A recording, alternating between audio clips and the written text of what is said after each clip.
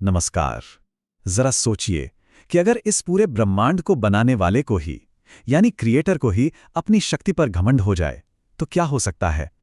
आज हम ऐसी ही एक बहुत दिलचस्प कहानी को समझेंगे जो सीधे प्राचीन वैदिक ग्रंथों से आई है। ये कहानी है शक्ति की, अहंकार की और उस परम सत्य की जो एक बहुत गहरा सबक सिखाती है। तो इस कहानी की शुरुआत होती है एक टेस्ट से। लेकिन ये कोई मामूली टेस्ट नहीं था। यहाँ एक देवता दूसरे की परीक्षा ले रहे थे और इसके जो नतीजे निकले उसने पूरे ब्रह्मांड को हिलाकर रख दिया।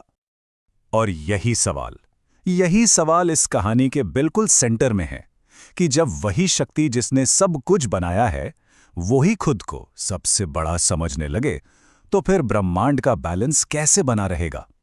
चलिए देखते हैं। तो मुकाबला किसके बीच है? देखिए, एक तरफ है कॉस्मिक क्रिएटर भगवान ब्रह्मा और दूसरी तरफ वृंदावन का एक छोटा सा ग्वाला कृष्ण। मतलब कोई मैच ही नहीं है। देखने में तो लगता है कि कोई मुकाबला हो ही नहीं सकता, लेकिन फिर भी ब्रह्मा ने सोचा कि वो इसी साधारण से दिखने वाले बालक की परीक्षा लेंगे। तो इस परीक्षा का रिजल्ट क्या निकला? ब्रह्मा को जो जवाब मिला उसने उनका पूरा अस्तित्व, उनकी पूरी बीइंग हिलाकर रख दी। और यहीं से शुरू हुई शायद इतिहास की सबसे बड़ी माफी। बस इस एक लाइन में ब्रह्मा का सारा अहंकार जैसे पिघल गया। जरा इमेजिन कीजिए, ब्रह्मांड का क्रिएटर खुद को एक विशाल आग के सामने एक मामूली सी चिंगारी जैसा महसूस कर रहा है। और ये तो उनके रियलाइजेशन की बस शुरुआत थी। उनकी माफी वो सिर्फ शब्द नहीं थे, ये एक ऐसी मोमेंट थी जहां उन्होंने एक्सेप्ट किया कि जिसे वो अब तक रियलिटी समझ रहे थे वो सब एक इल्यूजन था। उन्होंने कृष्ण को दी अल्टीमेट ट्रूथ, परम सत्य के रूप में पहचाना। ये वही पल है जहां अहंकार टूटता है और ज्ञान, असली नॉलेज पैदा होता है। अब जरा इस इमेज की विशालता को महसूस कीजिए। अनकाउंटेबल यूनिवर्सेस, अनगिनत ब्रह्मांड कृष्ण के शरीर के पोर्स से ऐसे गुजर रहे हैं जैसे धूल के कण किसी जाली वाली खिड़की से निकल जाते हैं। तब ब्रह्मा को आखिरकार समझ आया कि उनकी अपनी क्रिएशन, दी अल्टीमेट रियलिटी के सामने कितनी छोटी है। अपनी गलती का एहसास होने के बाद ब्रह्मा एक गहरी सोच में डूब जाते हैं।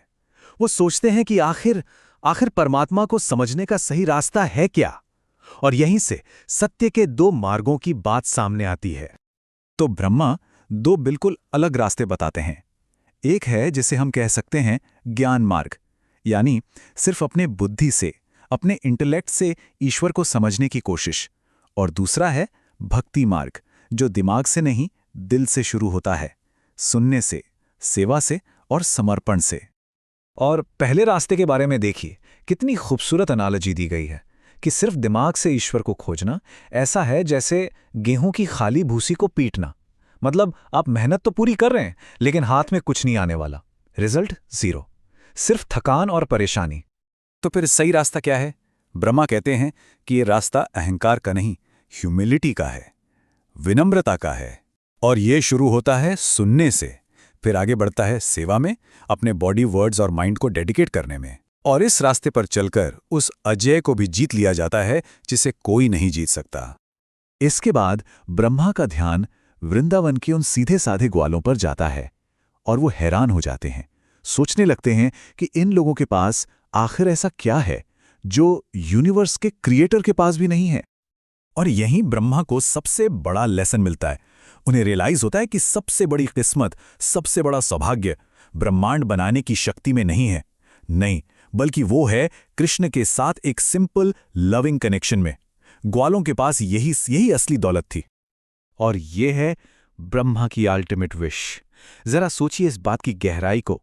जो कल तक खुद को क्रिएटर समझ रहे थे, आज उनकी सबसे बड़ी इच्छा क्या है कि उन्हें वृंदावन में किसी भी रूप में जन्म मिले और उनका सिर वहां के किसी भी निवासी के पैरों की धूल से सन जाए।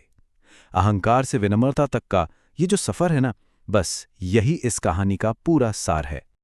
ब्रह्मा एक बहुत ही पावरफुल कंपैरिजन करते हैं। वो कहते हैं कि एक घर जिसमें ईश्वर से, कृष्ण से कनेक्शन नहीं है, वो एक जेल से कम नहीं।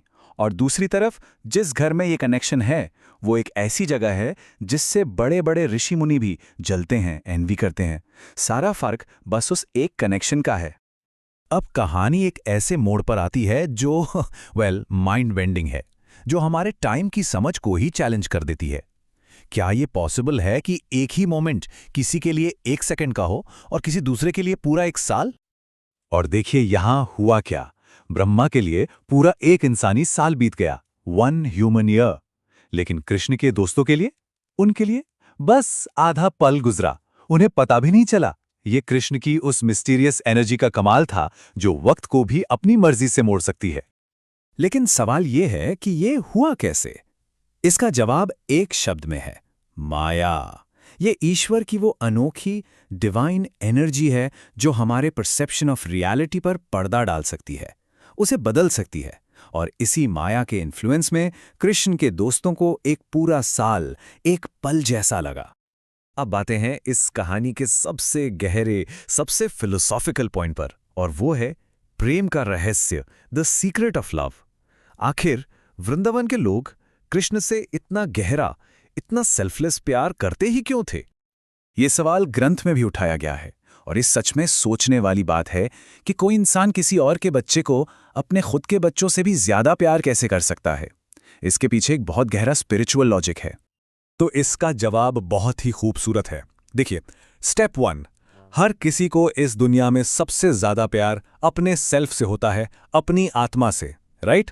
स्टेप 2, कृष्ण कौन है? वो सभी जीवित प्राणियों की मूल आत्मा है, the original soul of all souls. तो इन दोनों को जोड़िए।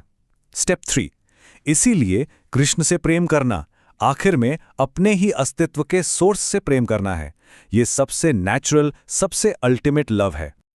और यही इस कहानी का सबसे गहरा सच है कि कृष्ण से प्रेम करना किसी और से प्रेम करना है ही नहीं। ये तो अपने ही अस्तित्व के सोर्स से, अपने ही बीइंग के सेंटर से प्यार करना है। तो वृंदावन के लोग जब कृष्ण से प्यार करते थे तो वो अनजाने में अपने ही अस्तित्व के केंद्र से जुड़ रहे थे। This is the highest form of self love. तो आखिर में ये कहानी हमें इस एक सवाल के साथ छोड़ जाती है कि अगर अंधेरे में पड़ी एक रस्सी को इतनी आसानी से सांप समझा जा सकता है, यानी रियलिटी को इल्यूजन समझा जा सकता है, तो फिर सच को सच की तरह देखने के लिए आखिर जरूरी क्या है? ये सवाल हम सबके लिए है कि हम अपनी जिंदगी में जो देख रहे हैं वो कितना सच है और कितना सिर्फ एक भ्रम।